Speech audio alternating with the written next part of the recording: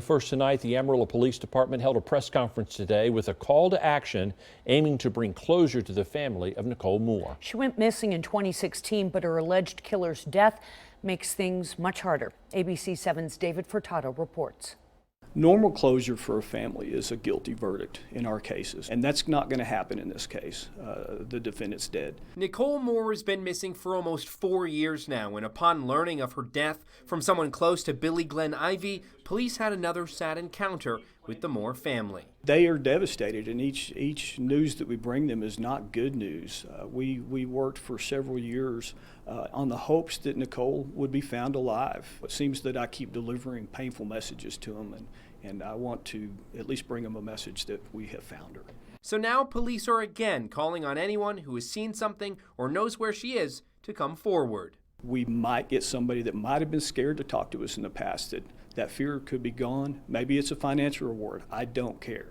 We need somebody with information to point us at a spot. And a breakdown of Ivy's alleged criminal activity timeline may jog some memories. In the 2 years prior to Moore's disappearance, Ivy first faced charges of murder for hire and arson in rural Randall County. An investigation led to the arrest of Ivy and 2 others 3 years later. And mother-to-be Charlissetta Telford was shot and killed here at the Plum Creek apartment complex, a crime that Ivy also was arrested for allegedly committing.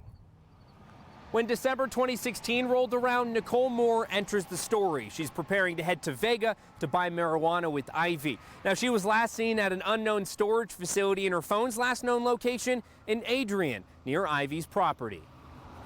And a month later, Moore's car was found here in the old Toys R Us parking lot, police believing it had been here a while. And after the discovery, police began asking anyone in the area of I-40 and Soncy between December 1st and 2nd to come forward. The next months consisted of searches of the Adrian area, but it wasn't until May of 2017 that Ivy was officially tied to Moore's disappearance. By November, Ivy was sentenced to 41 months in federal prison on a weapons charge, racking up several murder for hire charges by this time. 29 months after his sentence, Ivy is released from federal prison in April of 2020. He then is arrested in connection to Telford's death and Moore's disappearance. Ivy then died in his jail cell awaiting trial. With his death, we're probably at the end of the trail.